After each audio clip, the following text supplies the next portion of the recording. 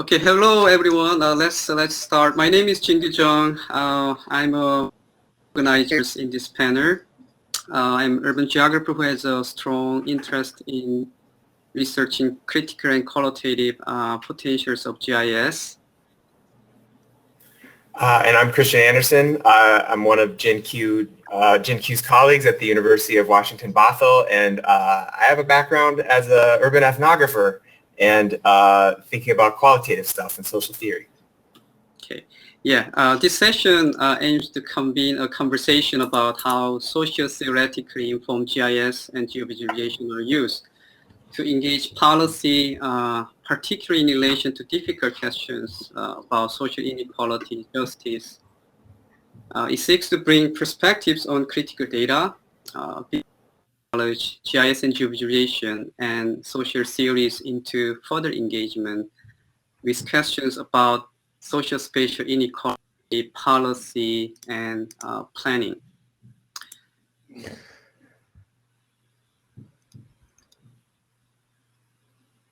To humor us, we thought that the saying a little bit more about visual we created as the icon for this session might help provide a greater sense of the aims.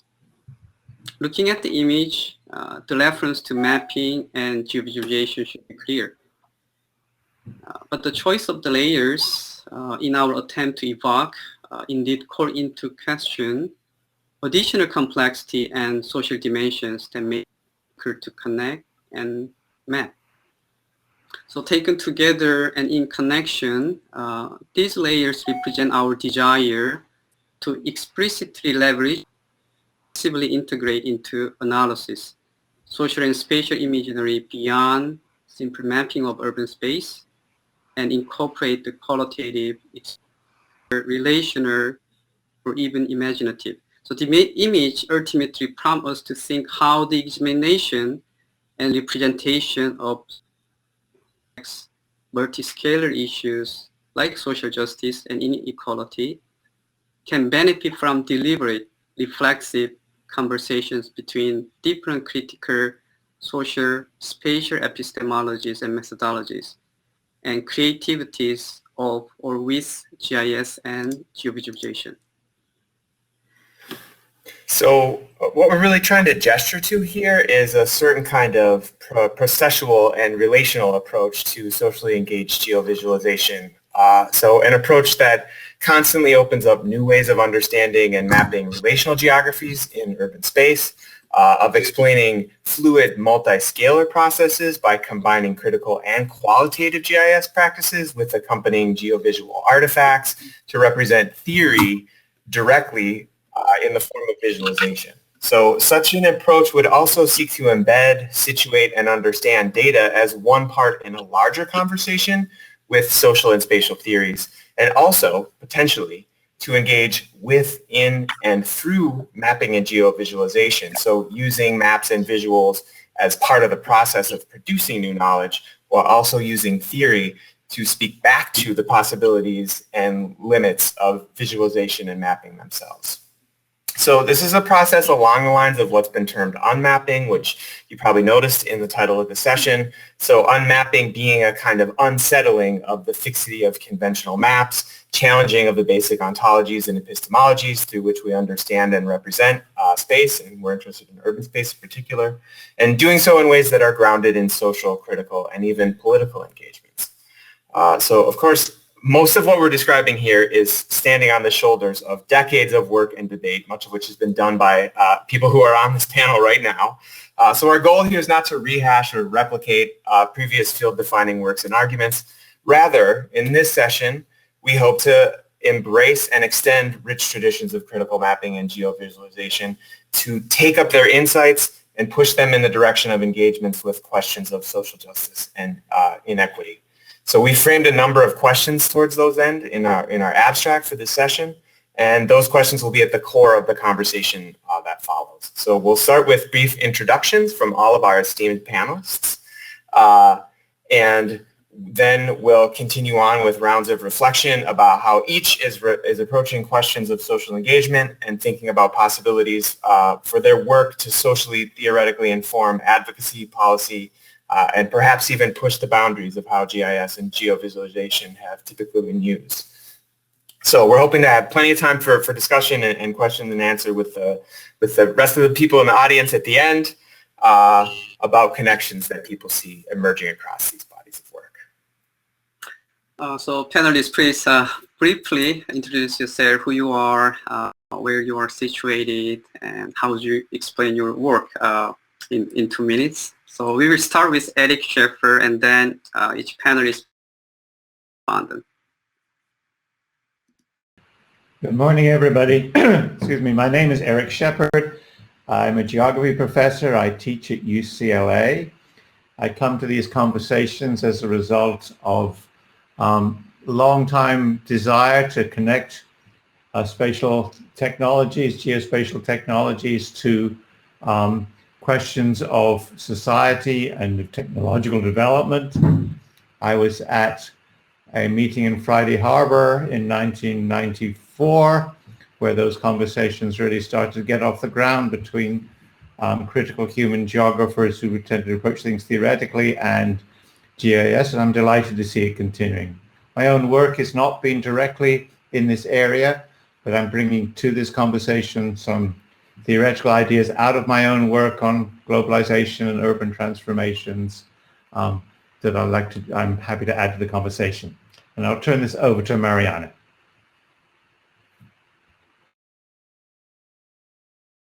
Thank you so much, Eric. I'm just gonna practice sharing my screen. Is it shared now? Can you see it? Okay, all right. Okay, my name is Mariana Pavlovskaya. Thank you very much, Jin-Kyu and Christian, for inviting me to be part of this panel. I am an urban feminist and critical GIS scholar doing research also on diverse and solidarity economies. With colleagues, we are actually currently, this is a new project, writing a book on the solidarity economy in the United States, and there is some information on the slide about it. Briefly, for me, critical GIS is about enabling social transformation away from all kinds of oppressions, so racial capitalism, patriarchy, colonialism, heteronormativity, towards social economies of solidarity and care. Mapping is not creation of the map, but creation of understanding, the understanding of how things work through space. Map, in this sense, is not an end result, but it is a process that begins with the need to understand a particular condition and then continues through research, collaborations, collectivities, and then actually keeps producing all kinds of consequences a long time after being created. For example, remember maps of redlining, right? Those maps were created a century ago, right? And they still exert powerful effects on our cities. This is a powerful but destructive example. As critical human geographers, however, and GIS scholars, so we map different kinds of things. So one is that we map conditions of oppression in order to understand better how they work, because they always work through space. We also map collective resistances in order to show that people don't agree with those destructive logics. And we also map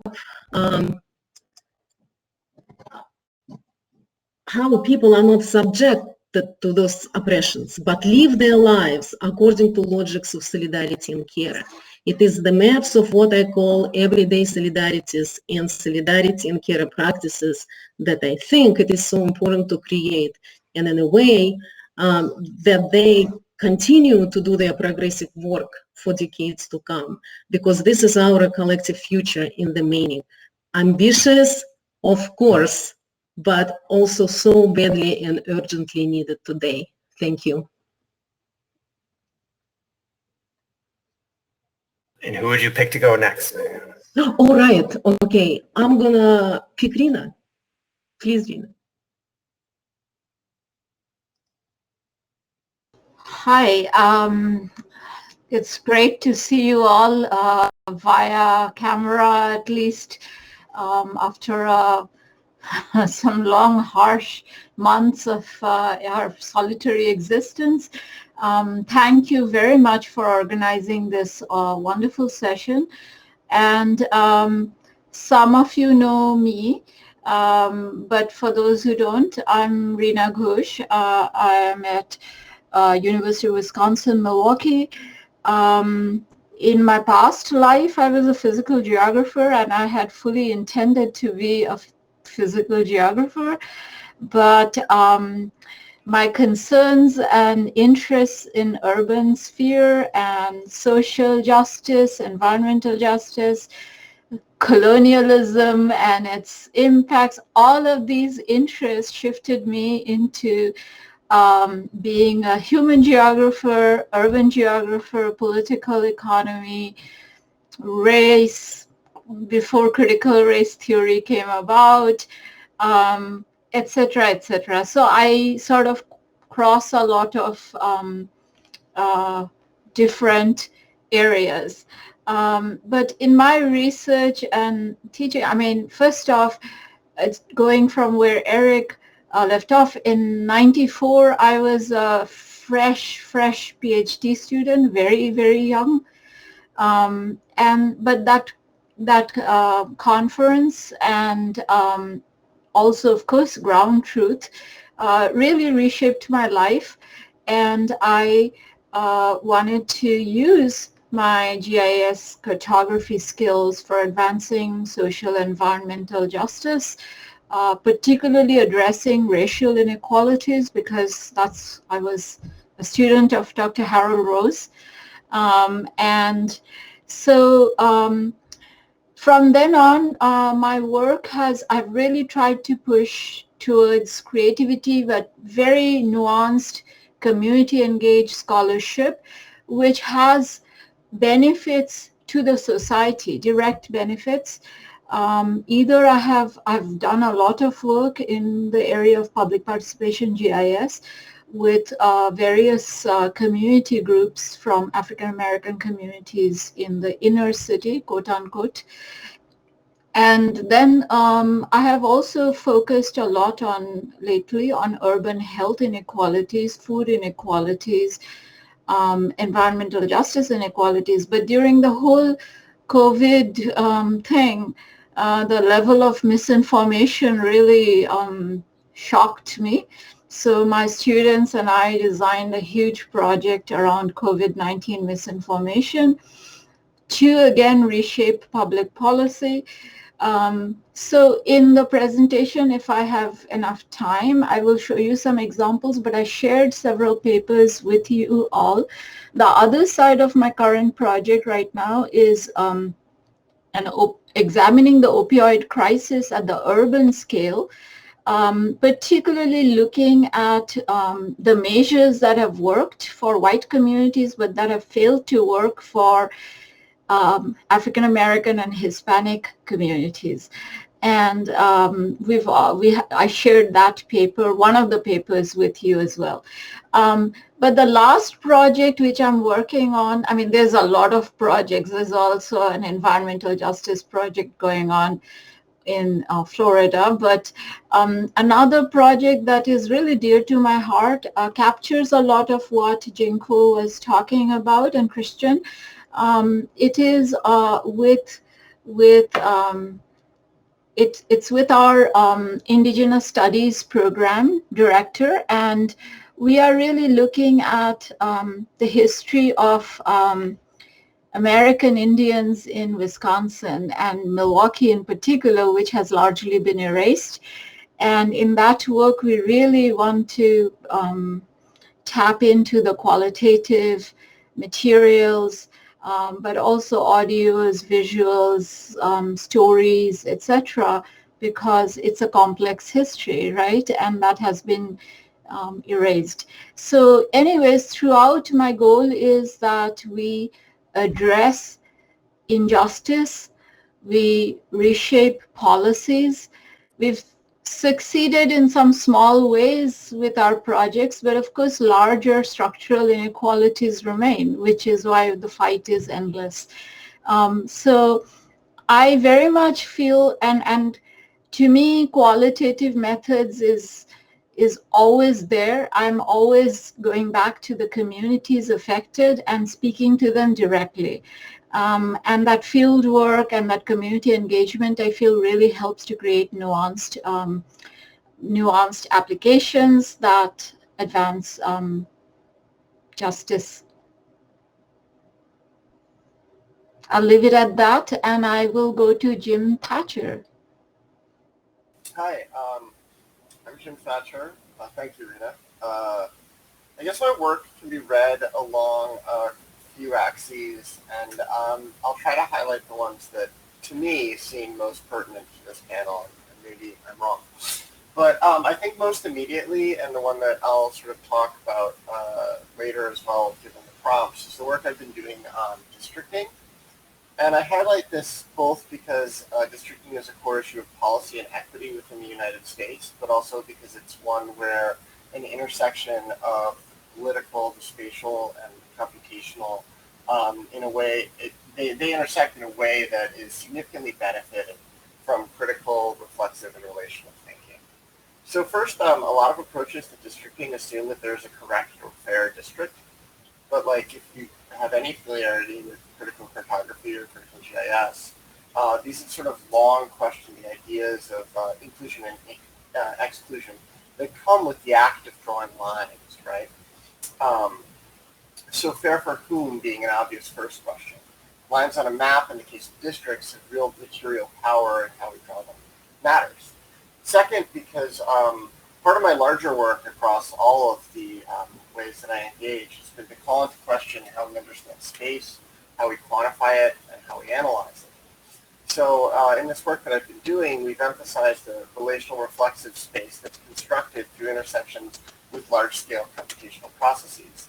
So this has included building a travel time map for all census block groups in Ohio to each other. So it's like a 81 million dimension graph.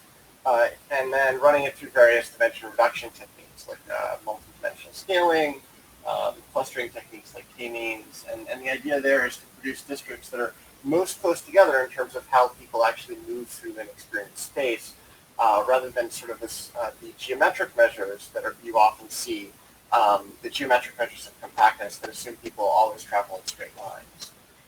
But it's also, it's also meant using the mapper algorithm to explore emerging clusters of similarity in North Carolina, and also inductive approaches to what communities' interest might mean. All of these terms, right, communities of interest, gerrymandering, etc., they're up for debate. And I think we always need to begin from the approach that there's value in computational and mathematical approaches, but that those don't make them fair or right.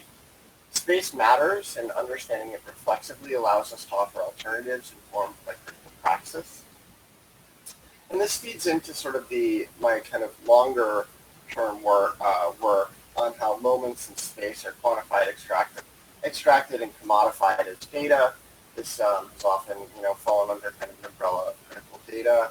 There again, my intent is not that technology is evil or objectively wrong, but rather to call into question the ways that we interact with it, what it does for us, and how it comes to speak for us. And in contrast, ideally, how we instead might speak with it. This work is probably culminating in a forthcoming book with Craig Dalton, a professor at Hofstra, on the power of data in our daily lives. It's literally called Data Power, and how we might productively contest it. And with that, I think that can be enough of an introduction, and I will hand it off to Stacy. Thank you. Great. Thank you. First, I'd like to extend thanks to Jin-Kyu and Christian for putting this together. This is really a very nice distraction from a pandemic, so thank you for enjoying this. So I come from computer science, and I then became enamored with humanistic geography, and I pursued that. So, and if you add together computer science plus humanistic cultural geography, the answer is GIS, which then means I was actually railroaded into GIS consistently. And one of the recurring themes that I'm very interested in is the construction of technology, the construction of science, the construction of knowledge, and also the construction of faculty members. So this is something that really has informed my work at some level. And to also contextualize a bit, Rena, you mentioned that 1994 you're a fresh PhD, and that's my generation also. I'm a 1994 PhD, which means that, again, in terms of the construction of where we come from, some of you may not remember, but if you were doing GIS really before 1994, you were a pariah, or you were a positivist, or you were shunned by your critical cultural feminist geographers. And it wasn't really until by sheer happenstance I landed at Friday Harbor meeting as well, not because I was a renowned GIS person or critical anything, as somebody else dropped out at the last minute and I was the replacement.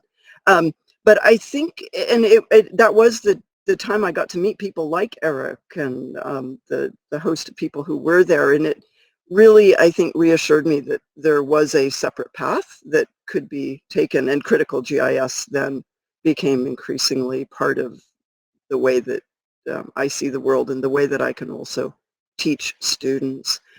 I'm currently working at Eastern Washington University, which is in Washington State, the other side of Washington than Bothell. It's a regional comprehensive university, which also means that part of my education has come from working not with graduate students, PhD students, but with undergraduates who have no interest whatsoever in continuing on with the PhD, but are very career-oriented and often are working in the natural resource industries. So I think putting all these together, it's been very helpful in shaping my own research interests. And increasingly, I want to go back to that image that Jin-Kyu started with, where you had the various layers. And I'm drawn increasingly to that layer at the very bottom that no one ever mentions. I think you just had contour lines.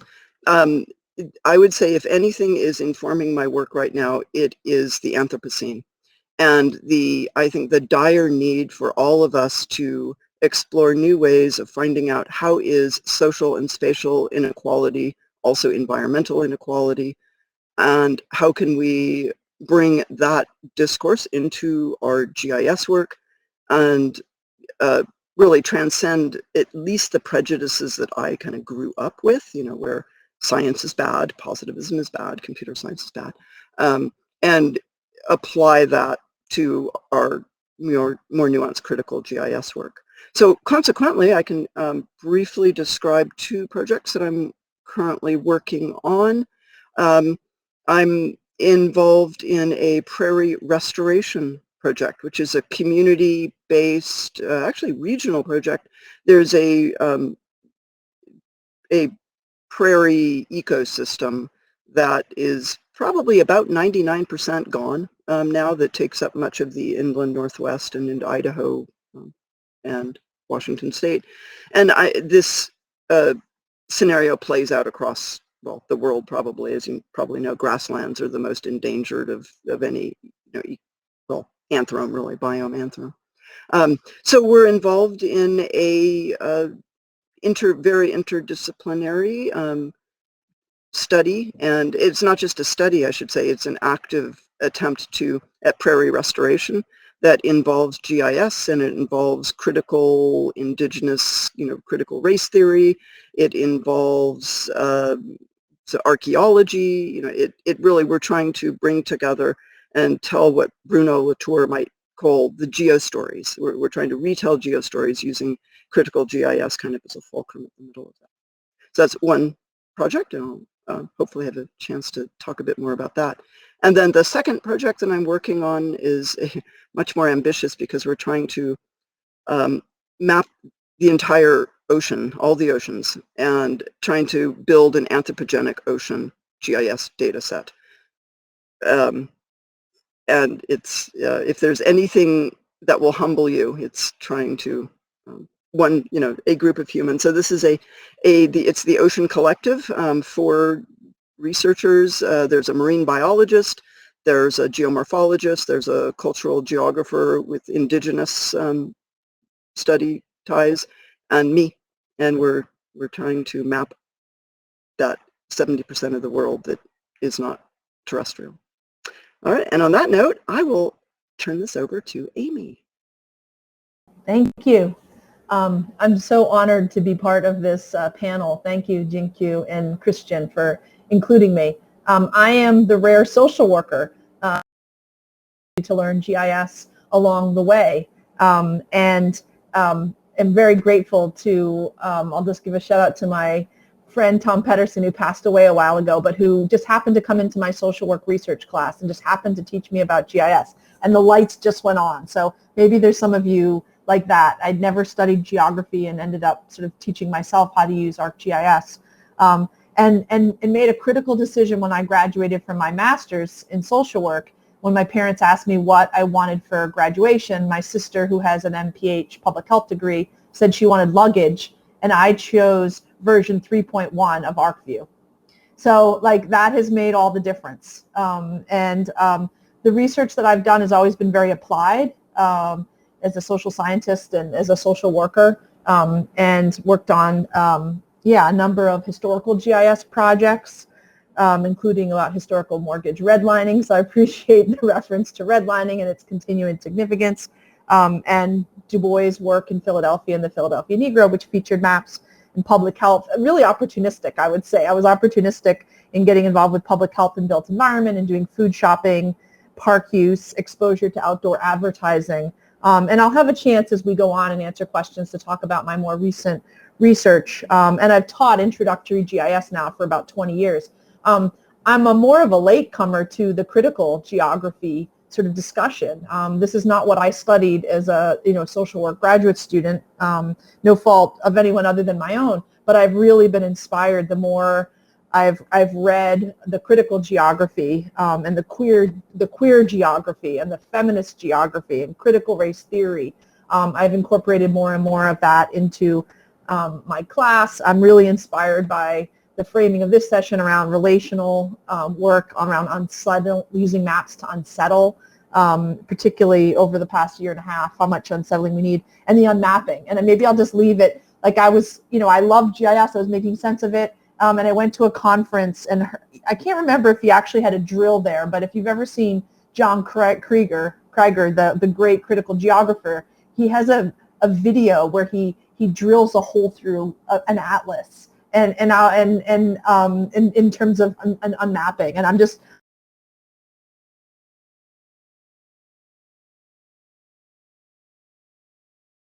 You somehow got muted there, Amy. Sorry.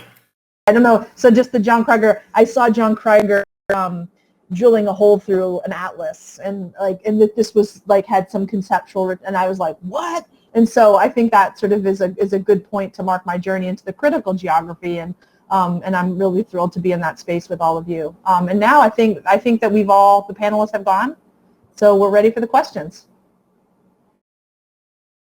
Nice. And it's so great to have you all here, and you're all far too interesting for the impossible time limits that we tried to set for the different pieces. So we'll see what happens here. I feel like we're already poised to have a great conversation, but let's hear a little bit more about your work now. So, one of the things we're really interested in thinking about in this panel is how we might extend geographical and spatial concepts and approaches. So if not critical mapping and geovisualization, then, just spatial thinking and spatial methods in ways that think about what's going on in particular places, so including rich place-based nuances, experience, and social worlds while remaining deeply attuned to broader geographies and processes. A number of you have already that. So we want to hear more about how you think about doing that, how we might think about doing that in ways that are adequate to the lives and needs of the people or the non-humans in the different contexts in which we're working, particularly where there are inequitable and uneven power relations at play. So all that is part of what we're trying to get at with this notion of socially engaged. So could you give an example of a socially engaged project or a question you're working on that's these questions and speaks to how you approach them in your work. And we thought we'd maybe start with folks who are going to share their screen just so that we can be on top of any technical things if they pop up. So we'll go with Mariana and then Rena. And then after that, if anybody's got a good riff on something that came up, feel free to hop in or we'll call you by name. Can you see it? Yeah, I'm sharing the same slide. Unfortunately, it doesn't show as big as kind of, I would like to. But anyway, I found that this project on solidarity economy in the United States has been like exceptionally engaging socially, primarily because nobody knows that it exists. Nobody kind of thinks that in addition of living within racial capitalism and patriarchy, colonialism, and all this kind of stuff, we also are actually living lives of solidarity. So, solidarity economies are economies of everyday survival and social transformation. They are collective resistances to racial capitalism, but also part of the long human tradition of living economic lives according to logics of solidarity and care instead of profit maximization. And this slide, if you could read on it, shows the dots of different color, the distribution of solidarity economy initiatives, different kinds within two cities, which are our research sites, Philadelphia and New York City. So in fact, majority of human life and activity, including social reproduction, is about livelihoods, solidarity, and care. They constitute a major way of survival for humanity, despite all kinds of exploitations and oppression. And today, we need to make those worlds matter vis-a-vis racial capitalism, colonialism, patriarchy, heteronormativity. Everyday solidarities animate our lives, not profit-making and appropriation of surplus from others. Putting them on the map, like this map attempts to do, is to employ ontological power of maybe, create and expand ontologies that matter for our lives. So we are now looking at Philadelphia and New York, not as cities entirely structured by racial capitalism, but as solidarity cities. This leads us to bigger questions. How can we practice solidarity in care that permeates social reproduction at the scale beyond household, beyond community, at the scale of a city, nation, and entire earth? That is a big question that creating ontologies of solidarity city allows us to pose. So these are my thoughts on that prompt. Thank you. Let's go to Amy while we're waiting. So flip the order a little bit. Sure. Yeah. Thanks. I want to speak specifically to this issue of socially engaged, and policy. Maybe not a perfect sequitur from the last presentation, but I was thinking about what makes the map so valuable, and I really appreciate that this is not just about the map. I mean, we probably all experienced that, thrill of someone getting GIS skills and like wanting to use them for everything. And I really love the idea that sort of the map and the spatial concepts in service to the larger theories and efforts around social change. I think in my work, what has been so powerful about maps is being able to show the local, like in the context of larger scale, but neighborhood scale, and specifically people being able to see themselves in maps. And I think in terms of socially engaged work around social change and policy, that is absolutely critical. So people being able to see themselves, it's not just abstract. I think the abstract, the theories are important, but people being able to see themselves, maps help them do that. And I think that socially engaged social change projects do the same thing. They let people see themselves and their connection to the bigger issues. And so they privilege the, lived experience, the daily experiences. And that often means in the social change efforts, putting people of color, and if it's environmental justice, the people who are on the fence line communities, putting them in positions of leadership, which for academics often means sort of being in the background, and that often trained to be the expert, to be, to be that person who's in the front of the pack. But I think, for me, this sort of work around being socially engaged often means privileging other voices. I'd just say specific projects that I'm working on. I'm actually going on sabbatical for a year, starting now. And I'm working with a an interfaith community organizing organization called Power in Philadelphia. And I've been working with them for a while on education equity and fair funding of public schools. And this has, I've made maps of people's individual school districts. They can see like where kids go to the local school, the neighborhood school, the next catchment over, and then also maps at the whole state to show that what's going on in Philadelphia, the inequity that we have across schools in Philadelphia is we can see that on the state level. And even some of the simple maps that get at some of these more profound things. So I'm excited to work as part of a larger effort with this. And if it means teaching people GIS, if it means thinking about data in new ways, I'm not quite sure what the next year is going to bring, but I figure it's going to be exciting. The other ways that I've used mapping fairly recently in a policy space is around trans affirming policies. So let me just say, happy it's June, and as the parent of a transgender kid who's in public schools, this has been kind of a personal issue for me, thinking about policies in schools, but also full participation in athletics, full access to medical care, which has been threatened in a number of states.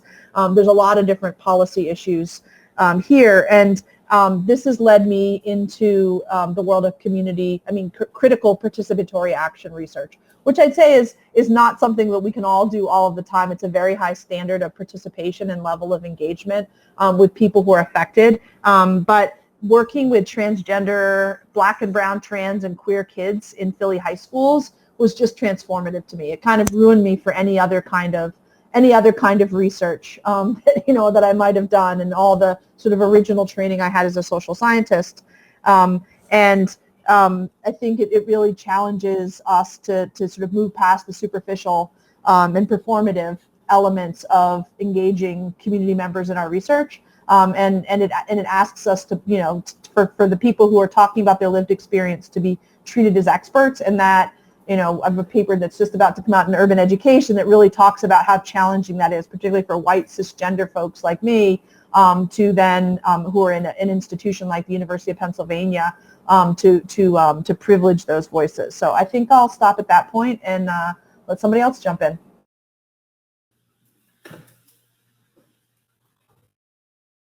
Thank you very much. I'm sorry, I'm having technical problems. No worries. Shall I share screen and, okay.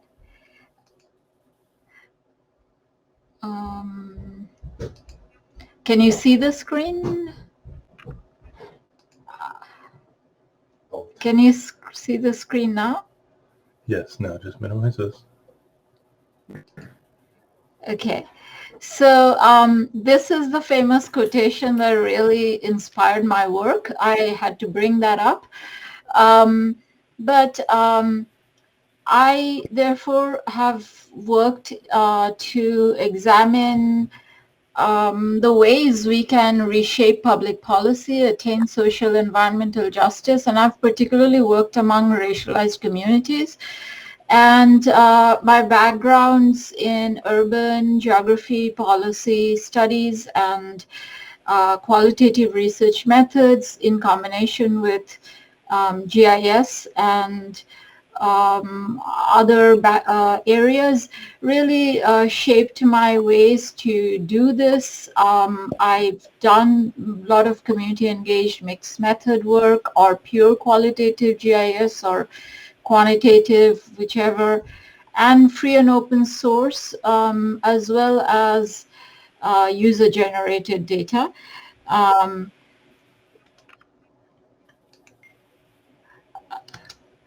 So a couple of my current work, I probably won't have much time to talk about these, but also with Stacy, I share the Anthropocene concerns. So part of my research is actually is about disaster recovery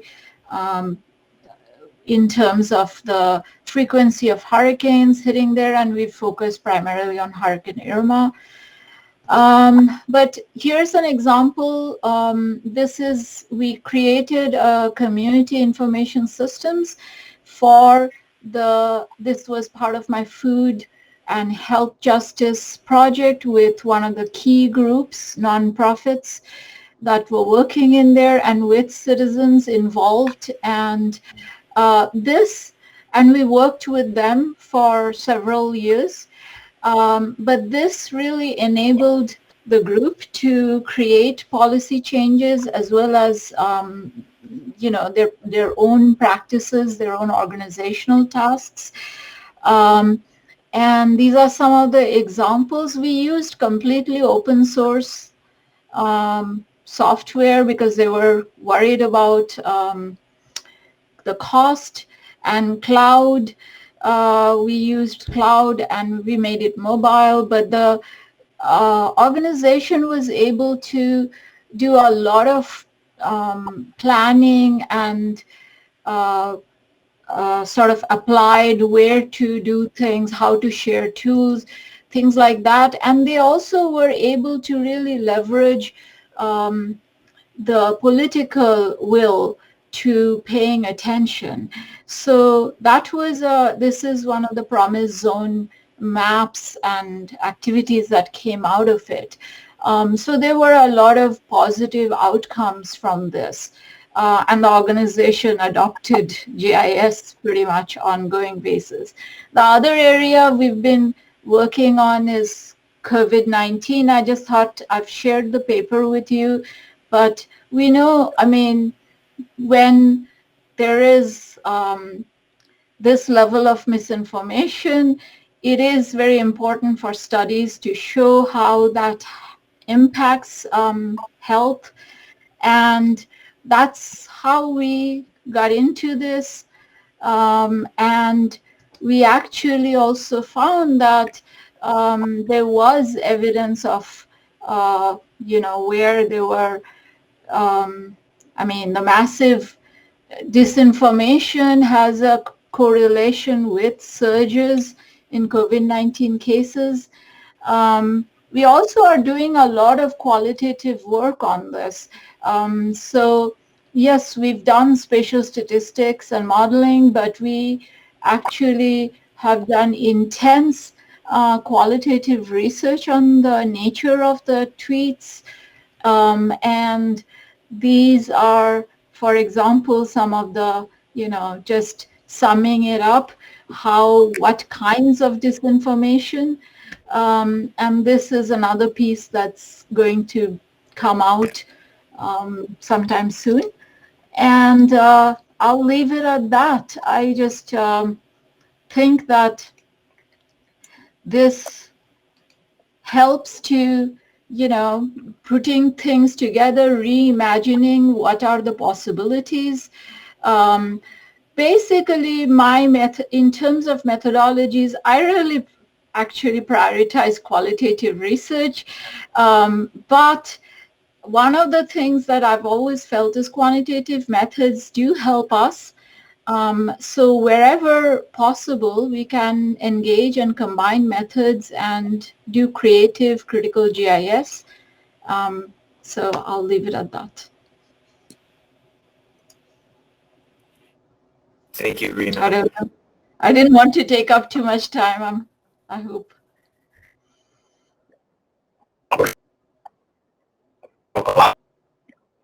A type format so that we can have conversations across. Can I ask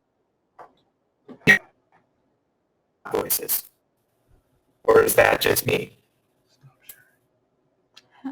Yeah. I was wondering if it was a platform thing or if it was my bandwidth, but yeah. Okay, people are putting in the chat nobody voices. Turn off his video. You, Christian, are sounding like Mariana did to me earlier with like a lot of static, but Rina sounded okay. Clear. So maybe Maybe it's me, maybe it's the platform. Oh, that's too bad. Talk. Christian, I just heard that if you turn your screen off, then the audio may improve. Okay. Your system's competing for upload bandwidth. I have a computer expert standing next to me, my husband.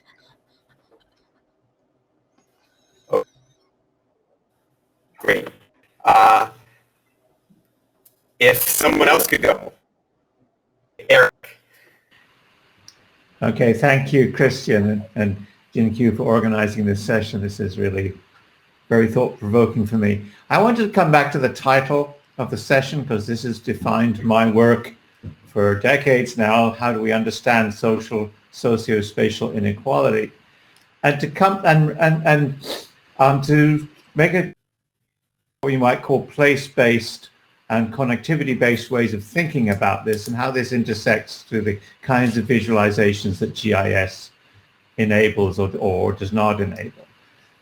So what Rena was talking about and what Amy was talking about before have to do with how we actually understand poverty on the ground, right? And so we can go back to the Detroit Geographical Expedition of the late 1960s and the people's science movement around environmental justice of the 80s and volunteer GIS more recently as all ways of the really important work of focusing on voices on the ground, people incorporating local knowledge so that we have very different ways of representing and measuring poverty than those handed down to us by, say, the census.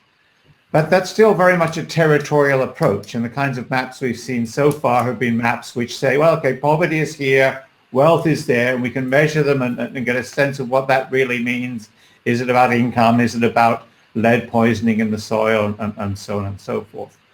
But those kinds of territorial representations, which is the default form of mapping, I think, for everybody still, also induces us to think about these processes in terms of local conditions. Why are the wealthy over here? What are the schools they have that you don't have? The schools along the main line of Philadelphia that you don't have in central Philadelphia, and so on. But I think we need to bring to this conversation relational thinking. And we can start with a project out of the University of Washington, Sarah Elwood and Vicki Lawson's project on relational poverty, which tries to tease out the ways in which there are not just expanding inequalities, but how wealth creation over here is actually forcing impoverishment over there. So think about the relationships between these. And to think about those relationships spatially, right? So I'm doing work at the moment with my colleague Helga Leitner and a bunch of students in Jakarta, Indonesia. And we're tracking the relationships between the emergence of a new real estate projects for an emergent middle class and the kampungs and kampung residents, the urban majority whose land is being, in some sense, assembled to build those projects. And here there's a very clear way in which the creation of wealthy possibilities over here can undermine livelihood possibilities over there. And how can we visualize those kinds of processes? How can we even collect data about those relations when most of the public data available to us is territorial data, right? And so for me, a really central question still with respect to GIS still remains here, and Jim's work is one, and Luke Berkman's work are certainly pushing the boundaries here, but how can we visualize these uneven connectivities between one place and another, or also across scales, right? The ways in which global processes are shaping what's happening locally, and the ways in which local processes, such as me driving my car, are having global consequences.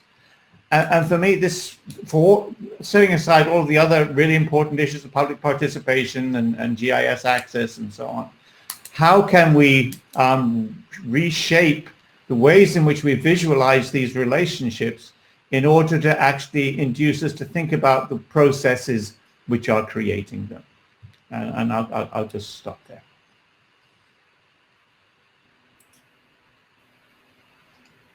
That sounds like a great start for Jim, perhaps. Can everybody hear me better now? Yeah, Yes. I have 3 microphones on this computer, and it was routed through the wrong one. That's my fault. It's pandemic life, right? You know, you got to be able to get the headset. Sorry. So here, I'd like to return to the Mapper project that I mentioned briefly above. And so Mapper refers to, and it's a machine learning algorithm from topological data analysis. And briefly, what we do is we take a variety of census demographic characteristics, and we use those not because they're better or worse than other forms of data, but because we're talking about federal districting.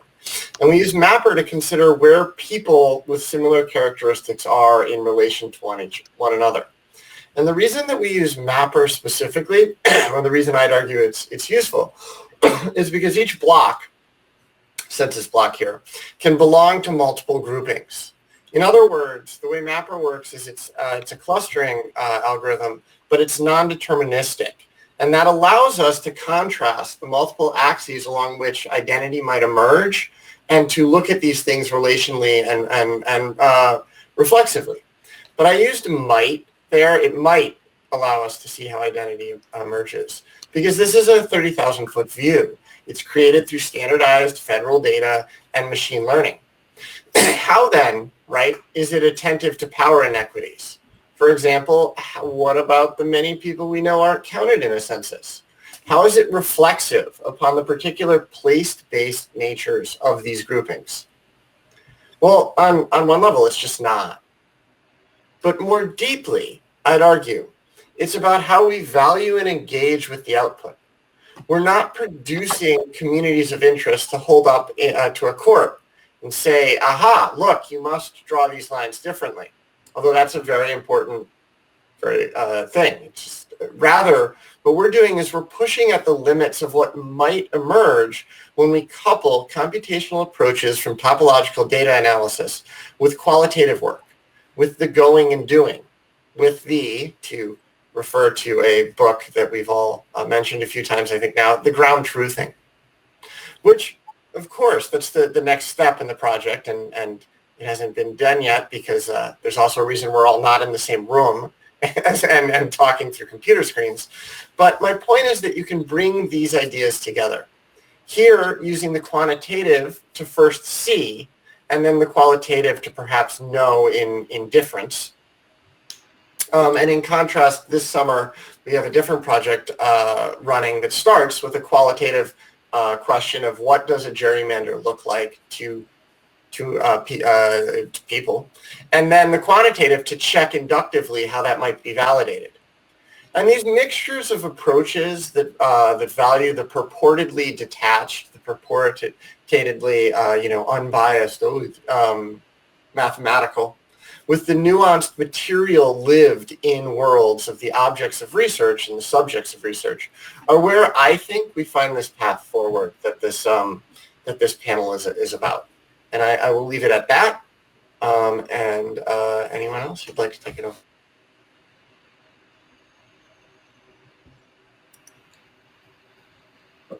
Great. And last but not least, Stacy. This is my moment. I'm start with a shark. And this is something we've been grappling with our ocean project. So a shark swimming, this is a living shark, not a dead shark, swimming through the ocean. It's a living creature. And from that perspective, it has certain attributes that are meaningful from a shark. And then a shark, as soon as it becomes hunted, it becomes a commodity, and it has a completely different set of attributes, and it moves differently. The information needed about that shark is totally different. And then it can move into other waters, and it becomes a sacred deity. And again, it becomes completely transposed and reconfigured, and it has a completely new set of attributes and new set of GIS, formats. And this is, in a way, exactly a very small detail that we started with. And then we realized that shark has connections to what's around it, and where it is, it completely changes the way that it gets mapped. And as you start building up all the interconnections and contradictions, you ultimately end up exactly at where both Jim and Eric had identified that you are in a vast kind of neural connectivity network that really pushes GIS to its limits. And one of the things that we've been trying to work through, kind of actually similar to the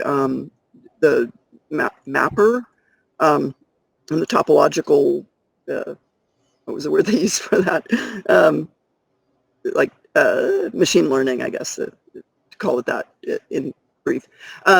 Borrowing from a similar kind of methodology, Geobia, the geographic image analysis, something, object-based image analysis, and trying to understand, are there ways we could take what's actually fairly traditional object-oriented perspectives from computer science and apply them to a really fairly fundamental rethinking of GIS data structures in terms of the way that some of the standard data has been presented.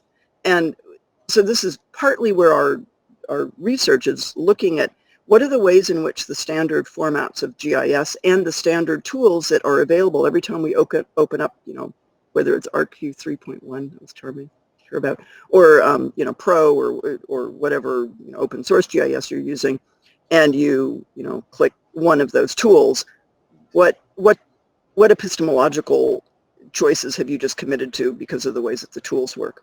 So I don't have any answers yet, other than to say I spent an awful lot of time writing really strange Python scripts that may or may not get us anywhere in the end, trying to understand. Thank you. Trying to understand, how do we create an anthropogenic data set that is nuanced enough and can really speak to all the, and I'm going to use this word carefully, all the stakeholders that really, that we can achieve inclusivity. And then, I'm definitely not a policy person. I am nowhere near steep with the experiences that, say, Mariana and Rena have in applying GIS to change policy. But I can tell you, and I'd love some feedback on this, the two attempts we've started to make to include, to be inclusive, we're getting doors slammed in our face. And I think rightfully so. It's the, we don't want to speak for them, and they don't really want to speak through us, and they don't want to use GIS as a medium. It's very, I'm growing in my admiration for resistance to things I thought were actually critically, advanced, and they're not. So I think what I'd like to do, though, is wrap this up by pointing out that Mickey Mouse in the background, he's not just decoration, he's sign and signifier. That humanistic geography, I'm also a Disney scholar, and actually that's where I started. I studied Disney, and then I did, GIS was the paycheck, but until eventually, but eventually they actually have completely entwined. And it's a long story, and I don't want to get too sidetracked, but the day that actually backing up, the day that Fox Broadcasting purchased National Geographic was one of the best research moments for me. And then a few years later, when the Disney company purchased Fox, which then meant that it also enveloped National Geographic, was wonderful, because National Geographic, for me anyway, I'm speaking sarcastically, it's not wonderful for a number of other critical reasons, but because of the ways that National Geographic, with its storytelling platforms, has been working hand in hand with ESRI, we all, the prime vendor for ArcGIS software, in their marketed attempts at geovisualization. And it's very interesting to me, the man behind story maps came out of National Geographic. That's where he worked for 10 or 12 years. And he's bringing that corporate marketing-based perspective, and really successful. There are, I don't know how many story maps there are, but last time I checked, there's, it was up getting close to 1 million different story maps out there. So I think I'd like to leave this with the idea of, as GIS becomes more accessible, what does that really mean? Who gets to control that narrative? And what's the role of major corporations in the background that appear to be providing this democratic, equitable, open access, which is not to say open source, but open access sort of platform in ways that are shaping what we can talk about in the first place. So I'll leave it there. Thank you. I think this is a good leeway to our next question. We started with, structure this panel, brief introduction and hearing some of the socially engaging work and project you're doing, and then thinking about policy advocacy or implementation, along with all those novel approaches that we can think with GIS individualization. But just hearing in the past hour of the conversation, it is impossible to separate your life history from engaging work, from that thinking about marginalized people, underrepresented people, and then policy improvement. One of the big things that Christian and I thought we were interested in discussing was that, again, how we actually activating or taken up this socially engaging work in policy, organizing work in critical GIS individualization, and even thinking about the imagination of GIS-based work.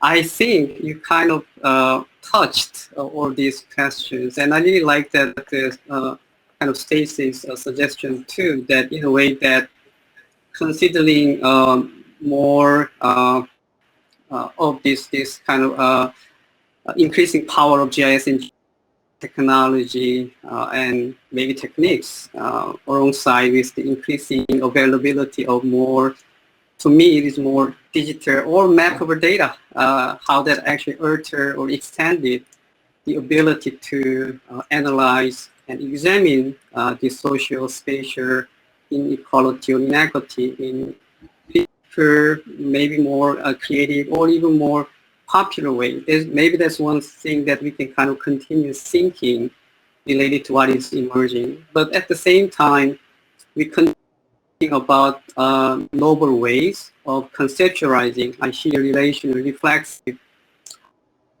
the approach, or engaging with community, non-human, or outcomes of community engagement, or producing or representing spatial knowledge and complexity, understanding the possibilities and limitations in GIS individualization, and also confronting social and spatial inequality. Those are all those issues. So in a way that I kind of feeling almost like really want to celebrate all your work, but also thinking a lot about what has been done. Just name a few: critical cartography, PGIS, critical GIS, radical, counter, feminist, participatory, indigenous, all those, if I name a few. So in the remaining time, grade that we kind of give the panel community that just to hearing that what you are interested in this conversation, that you may want to have a conversation with each other. Say, for example, they heard what others said that really echoes something you are trying to think through yourself, or differs from how you are approaching these questions that have a conceptual, theoretical, or methodological questions or reflection about it. So we will maybe spend 10 or 15 minutes to do so. And then I really also want to bring these questions to the audience, hearing that the questions from the audience, and then kind of respond to their questions. So the audience, please, feel free to type in your question in the chat, and then we will make sure that bring some of those questions to the discussion. So the way it works is that, maybe we can start from the Stacy's kind of the prompt, but we have to really visually communicate. Like really, you have to use actually your visual to start. So, and then I will point the person to begin the conversation. So Lina, go ahead. So one of the problems of this small set of time is there's not much, I wanted to show some visual examples, but I really didn't get to talk about my theoretical framework. And I just wanted to sort of, because Eric is one of my inspiration role models whose work has shaped me, I wanted to reassure you, Eric, we are really looking at things in terms of relational poverty, because that's absolutely it. Like, we have a map of uneven development where we show where the vacant lots are and where development, the lucrative development is taking place. And we discuss the political economy of what's going on and why, in fact, the most deprived areas where the most vacant lots are located are not the sites of target for all these economic development projects that are going on and other things of that sort. And I think that there's no other way to look at poverty. I mean, poverty, it's the global, the local, the issue of scales, and I've talked about politics of scale before. I think that that's absolutely part of the conversation. And however, I also think that in my experience, community groups, they may not speak in our language, but they are aware of these linkages too. And but the one thing I have learned working with really marginalized, historically marginalized communities is that they know the power of pragmatism, and they see it as incremental approach to gaining their rights to the city. And so they want to apply it very judiciously to change policies. And for instance, our urban agricultural zoning policy, we managed to change that completely. The city of Milwaukee had no such zoning, and because of our work, it happened. And other smaller sort of rights to the city. But what we were also doing was to make sure that everybody sees. So the uneven development map actually really created a spark amongst the council, the aldermen, the others, because that's a very powerful statement showing, look how economic development is bypassing the zones that need it most. And why is that? And who's profiting at the benefit of whom? And, so I think that another thing is, like Mariana, I'm really motivated by feminist theories myself. And this is and having come from a formerly colonized country, I'm very attuned to the issues of colonialism, power inequalities, and their long-lasting sort of impacts. And we really see that in US as well. We see that US as a country, having colonized this place, and built on genocide and slavery, really, these have to inform our approaches. In terms of actual sort of work, sometimes it's like, well, if the goal is to do this type of policy change, then we will do this kind of work. But I think that the projects are always much larger than that, right? So some examples become locally grounded, etc. But then there are much bigger conversations and ideas. And one of the other thing I think we've never addressed is, why does GIS continue to be so complicated? This is really why do we have to, we can't really talk about ubiquitous anything if GIS continues to be identified as ArcGIS or in the traditional GIS. So part of my thinking is always that, how do we build an intuitive sort of an easier to understand interface. And why does it have to be that way? I mean, also another thing is we've had GIS for a long time, and how much has it changed? Nothing much, because it's related with capitalism and all of that logic. But I would say that for this group also, another challenge is how do we create a better, truly democratic GIS is not the way it is here, right? So we also want to do that. I know Luke is doing some very interesting work. I've talked a lot with him about it, and it's great to see more work. Stacy and Jim, I think all of you are talking about that. But that's something we should always fight for as well, right? The last thing is that the whole thing with AI, machine learning, is another conversation that is very interesting, because within the GIS world, that's a very dominant theme, right? But again, we rarely talk about the ethics of it or the influence of corporations and the market logic that's behind the AIs. And because that's not being sufficiently addressed, I think that poses a grave concern. I mean, that has already posed a grave concern. So this is also an area I would love to work more on. Thanks.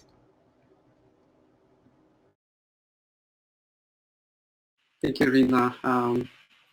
It's a democratic, almost emancipatory kind of GIS aspect, along with that the more kind of increased power of the GIS, and some of the questions you actually raised that how much that GIS is changing in relation to also society. But I also get more of that not only just reflexive kind of engagement with GIS, but in a way that ethically, the more ethical kind of engagement as well. But I hear James, can you respond?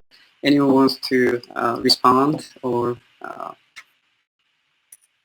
didn't have anything planned to say. What do you need me to say? The most accessible. I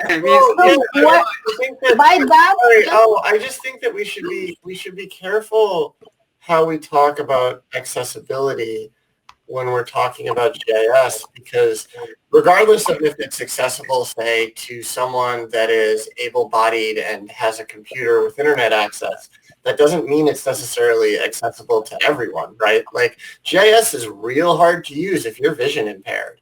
So I just think saying something is perfectly accessible is a kind of wild claim. I didn't talk about accessibility. No, Rina, this is from the chat. That's why I was confused. This is from the chat. This is not, that's why you confused me. I talked about the way GIS has been constructed. We haven't changed that, and I think that we should. But I also hear from the chat that, I mentioned that even some of the QGIS, open access GIS tier, providing kind of technical or technological barriers for the local kind of community and the users too. So that's kind of. So we were thinking about some of the teaching GIS aspect. It's always that kind of the big question that. QGIS also use it, but at the same time, we see that the advantage of using as the product too, in a way to better visualization on other things. So there's another kind of conversation we need to keep in mind. Right. Too. Yeah. Dermel also mentioned in the chat that story map and ArcGIS online how it is used more popular way by non-geographers or new geographers too. Mm-hmm. The panelists, do you have any other kind of question or issue you want to bring up? Yes, Jin-Kyu. I want to come back to what I said before and kind of throw this out as a challenge to a GIS community that I live very much on the margins of. How can we rework the interfaces of GIS to visualize relational mapping, to visualize the ways in which things over here affect what's happening in this place over here, and vice versa. The uneven nature of these relationships. I've been using for years now the idea of socio-spatial positionality influenced by feminist theory to point to the way in which some places are at the center of processes and able to shape them, and other places are on the margins, and the power of the more powerful places tendentially disempowers other places. And this is back to this notion of thinking connect in a relational way, in a connectivity way, rather than in the kind of place-based way that current GIS technology still incentivize us to do, right? So how can we map the relationships between places and their consequences for those places? How can we map the relationships across scale?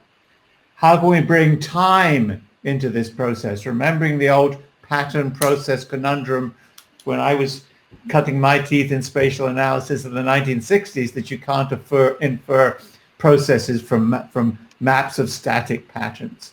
These remain major, as far as I understand it, major unaddressed challenges that, and as we're still locked into the ontology, if you will, the place-based ontology of most conventional GIS software, these questions don't get raised, and then that has policy implications, right? So, can you solve the problem of poor schooling in Philadelphia by building more schools in Philadelphia, or are those problems related to much broader processes affecting Philadelphia, which the city of Philadelphia itself can never address, right? So how do we scale up those policy issues, tax Jeff Bezos in order to build those schools?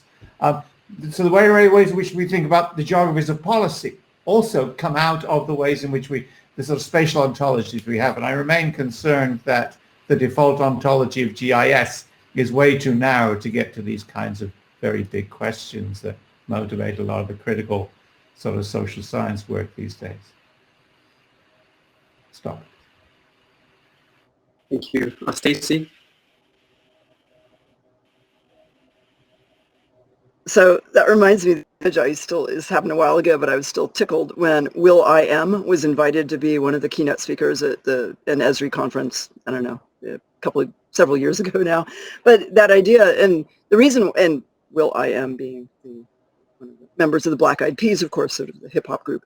But the reason that he was even invited in is because he had somehow started an initiative working with his old high school in Los Angeles and bringing in Esri grant money and doing sort of GIS. But that idea of crossing over into those unexpected communities and involving, and I think it comes back to that accessibility question of, are we talking about the accessibility of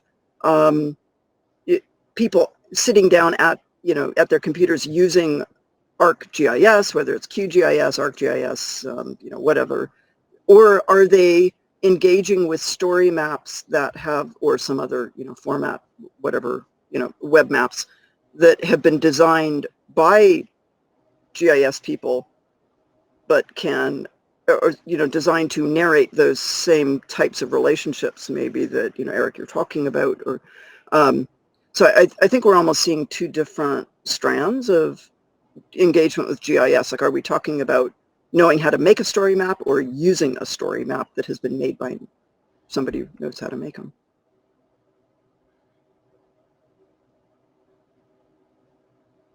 And Stacy, I think you made a really brilliant point there, where there's kind of two discussions going on here, and they're a bit in parallel.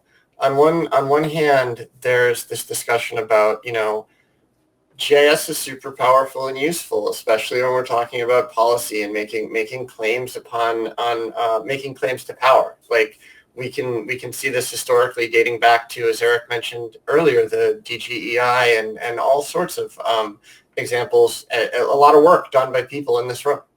And then there's another discussion where it's just like, but at a certain point, is the fundamental ontology of GIS capable of representing the relational experiences of the world today? And that, I think I'm more in Eric's camp, right? I don't think whether it's ARC or QGIS or GRASS or pick your poison. I don't think a lot of those tools get at that level. And getting people to think about, there's this broad term, and I've seen it in the chat, like spatial thinking. Well, what does that mean? Does that mean we're telling people that like things are here and, are we Tobler first lawing it? Is that where we are? Or can we get beyond that? And can we start thinking about the ways in which we have these massive interrelated systems that are incredibly difficult to represent, and are we building systems towards those representations and understandings? And I'm not sure that there's an answer to either of those strands. I think that making GIS more accessible is probably the lower hanging fruit in a certain sense, because we're not questioning like the fundamental ontologies and epistemological claims of the field. But I don't think either is particularly obvious. Okay, I'm going to just go real fast because we're just about out of time.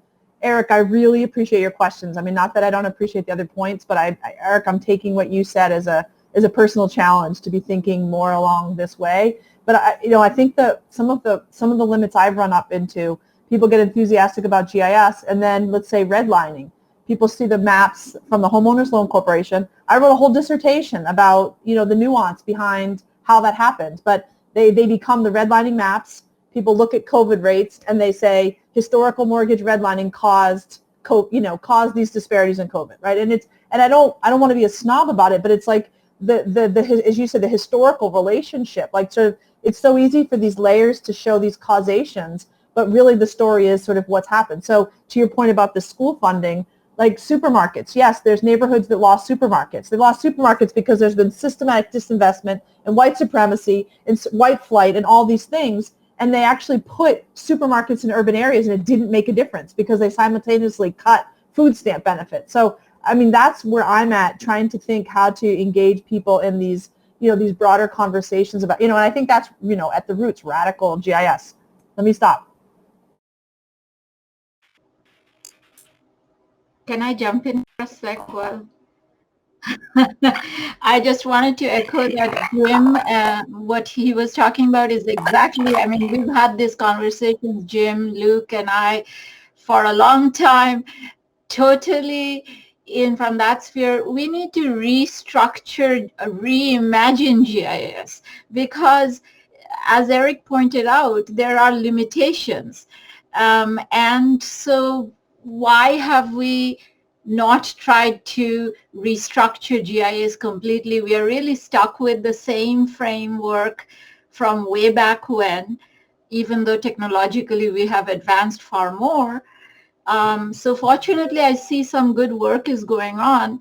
And, but, I think access is really an issue of beyond just physical access, but the capabilities of GIS, right? As it's not, there are many things one can't do in a conventional GIS. Also, conventional GIS continues to be not intuitive, really. So that creates a huge gap as well.